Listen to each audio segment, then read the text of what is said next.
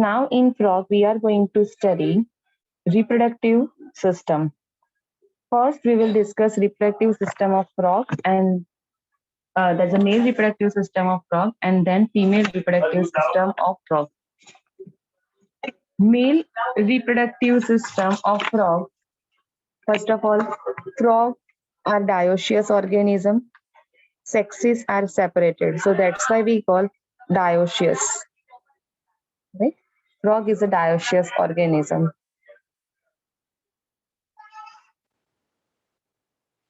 Reproductive system of frog. In that, frog, first of all, that's a dioecious organism. Sexes are separated. Now, male frog and female frog. So in that, first we are going to learn that's a male reproductive system of frog. Male reproductive system of frog, again primary sex organ that we call testis. Right? First learn the pathway. Testis to vasa efferentia, vasa efferentia to Bidder's canal. This pathway is very, very important for NEET. Next, urinogenital duct. See, as I have informed you, male frog, in that instead of ureter, we use this term urinogenital duct. After that, cloaca. At the end, cloaca, through which the sperms transfer outside. So, testis, vasa efferentia, Bidder's canal, urinogenital duct, and cloaca. This is the pathway for sperm transport in male frog. Now, in this, first, testis. Right? Here the testis is there, and this is the kidney. Right? One side, same structure present on other side also. Right? So testes are located on kidney. They are attached to the upper part of the kidneys by a double fold of peritoneum. Peritoneum is what? Skin fold. Peritoneum meaning what? Skin fold. And with the help of the skin fold, these testes are attached to the kidneys. They are paired structure. Shape is oval, so we call ovoid in shape, paired structure, and color is yellow. Testis paired structure, ovoid, yellowish, and attached to the upper part of the kidneys with the help of that double fold we call peritoneum. And that double fold peritoneum, for that one more specific term is given, mesorchium. Mesorchium, remember, mesorchium meaning what? Testes connected to the kidneys. Right? Testis attached to the kidneys, testis connected to the kidneys. That connection we call mesorchium. Now, here, testis, main primary sex organ, in which spermatogenesis process occur. So the sperms are produced here, production of sperm. These sperms, can you make out over here from the testes, duct-like structures are arise. Fine duct-like structures are arise, right? These structures you call vasa efferentia. These are known as a vasa efferentia. So just imagine here the testes, the sperms are formed. Then these sperms transfer through this vasa efferentia to Bidder's canal. Now, this Bidder's canal, here the Bidder's canal is there. Right? With that, this vasa efferentia connect. Bidder's canal का location कहाँ पे होगा? Into the kidney.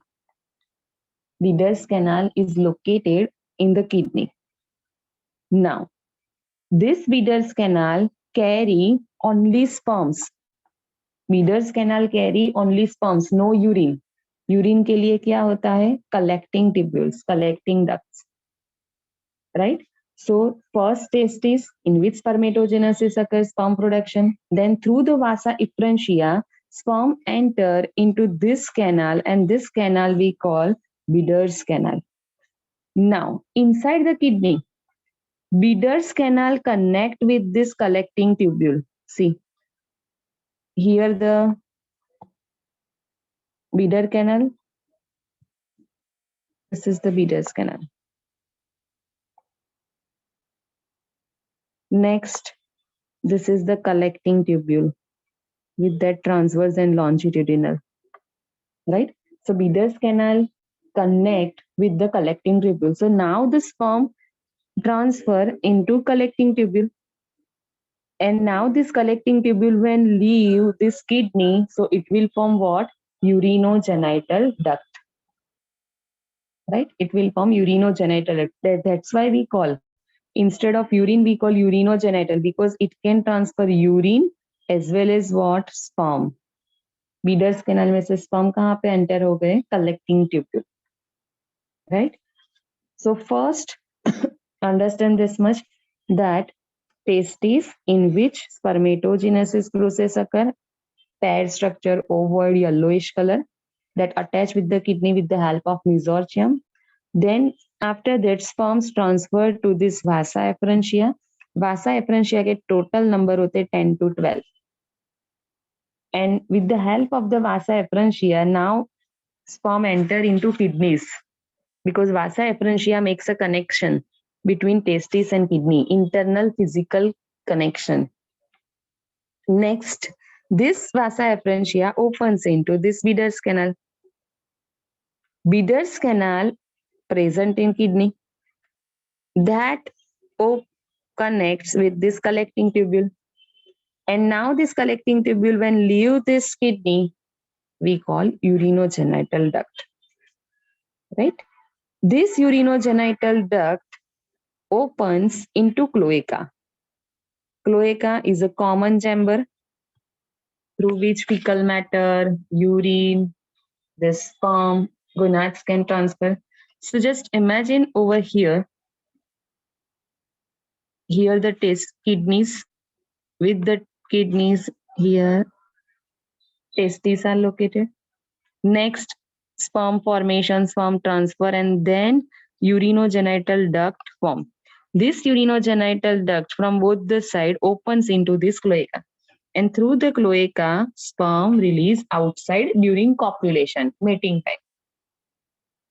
So this much you have to remember for male reproductive system. And one last point, that here one in diagram this thing is given, not in theory part. Fat bodies. Gonads are the testes here, and with the testes like this the fat bodies are present. This fat body, you know, fat is a stored food, right? So this stored food provides what? Energy. For the gamete formation, much more amount of energy is required, and this energy provided by this fat body to these gonads. That is the function of this fat bodies. So this much you have to prepare for male reproductive system of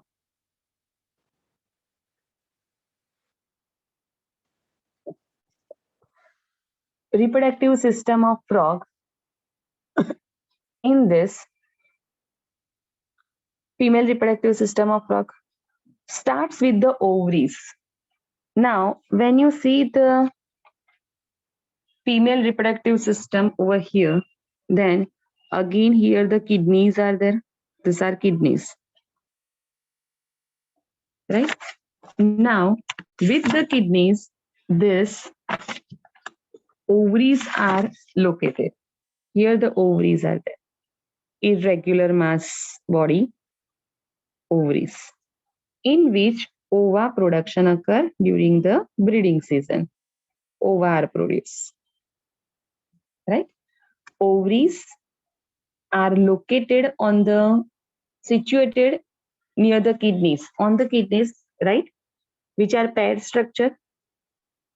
One thing, if you remember, testis first kidney, and then testis. So in between them, internal physical connection is there through that vasa efferentia. But in case of female reproductive system, no internal connection between this ovary and the kidneys. No connection, just one kidney is there, and on that kidney, ovary is located. No internal connection, remember. Now next, so into the ovary oogenesis process occur. By this oogenesis, ova are produced. What happened over here? During the copulation time, if you remember, in morphology part, we have learned male frogs have nuptial pad or the adhesive pad in their on their index finger. If you remember, first digit of forelimb, right? First digit of forelimb, this thing is present, which helps him to hold the female frog. See, this is the male frog, this is the female frog, and male frog hold the female frog in such a way that it exerts a pressure on this belly region. It exerts a pressure on this belly region, and due to that, here these ovaries are located. These ovaries get ruptured. Okay, totally different type of mechanism is there to release the ova. During the copulation, mating time, breeding season, in male frog, with the help of that nuptial pad, hold the female frog in such a way that it exert pressure by that forelimbs, right, of forelimbs of the male frog on the body of the female frog during the mating period, and that actually ruptures the ovary. And once the ovary get ruptured, then from that the ova is released outside. So from the ovary, ova released. यहाँ से just imagine ये सारे ये ova थे, now they are released over here in this part. This ova, here the coelomic fluid is present. Yes, all the organs, visceral organs are located in what? Coelom. So here the coelomic fluid is there. So by swim in the coelomic fluid, this ova enter into this oviduct.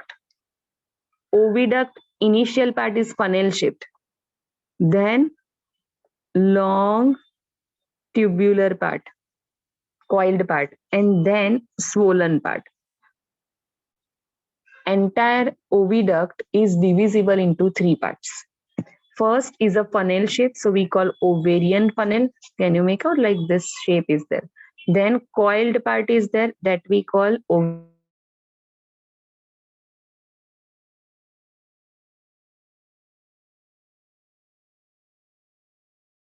ovarian tubule. Part is a swollen one which opens in. So ovarian funnel, ovarian tubule, ovisac which opens into cloaca. Oviduct are paired structure, one over here, and they are arise from the ovary actually. They are arise from the ovary. This funnel, ovarian funnel, is ciliated structure. Here the ciliated structure. And जैसे ही यहाँ पे ओवा आएंगे, with the help of the beating of cilia, it enter into this oviduct. First, it enter into ovarian funnel, then into this tubular part, and then this ovisac part. And after that, through the cloaca, it release outside. See, ovisac, it's a sac-like structure, bag-like structure. So here all these ovas are stored temporarily. Storage of ova, ovisac. And during that mating time, from this ovisac, this ova enter into cloaca, and through the cloacal aperture, it release outside. Right? Ovaries, first ovaries to oviduct, oviduct to cloaca. Simple pathway is there. Ovaries, then oviduct, right? And oviduct to cloaca. Ovaries and kidneys they don't have internal connection. Ovary, inside that oogenesis process occur ova formation. These ovaries are break, rupture during the mating time by hold pressure exerted by the male frog, right? Forelimbs of the male frog on the belly region of the female frog. And due to that, this ovaries rupture and ova now come to that coelom. By swim in the coelomic fluid, it now enter over here into the oviduct. First ovarian funnel, then ovarian tubule, and at the end ovisac. Ovisac to cloaca, and after the cloaca, from the cloaca, it release outside through the cloacal chamber. Again, if we can make out over here, these fat bodies are there. So same thing here also, fat body helps in formation of, it provides energy for formation of gametes.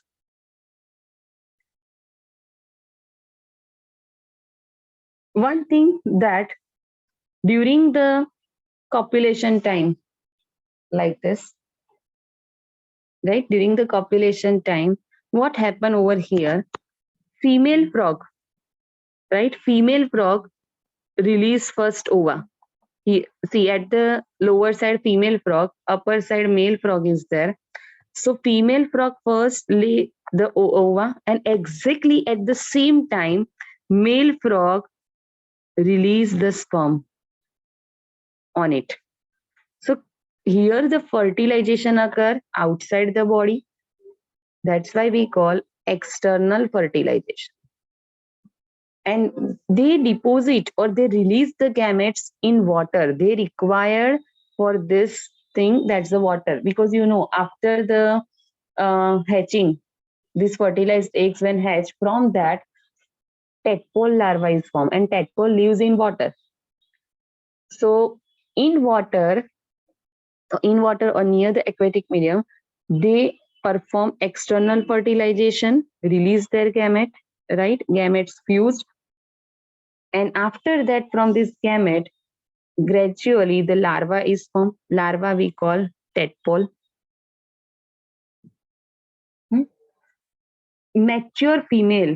mature female frog can produce at a one time 2,500 to 3,000 eggs or ova. Right? Here, larval stage is there. That's why we can say that development is indirect. If no larval stage, we call direct. But here, larval stage is there. That's why we call indirect development. This is the life cycle of frog. In that, first eggs from that tadpole larva is formed. Then tadpole, okay, with hind limbs, legs, whatever, but we use proper term, that's the hind limbs. Then forelimbs are also formed, and gradually, if you can make out, tail देखो gradually reduced होता जा रहा है. Gradually tail is lost in adult frog. Right? This is the life cycle. Now this adult frog, okay, again form the gametes. When gametes fertilized, form tadpole, then first hind limbs are formed, then forelimbs are formed, and then adult frog. This is the life cycle of frog. And this much you have to prepare for reproductive system of frog.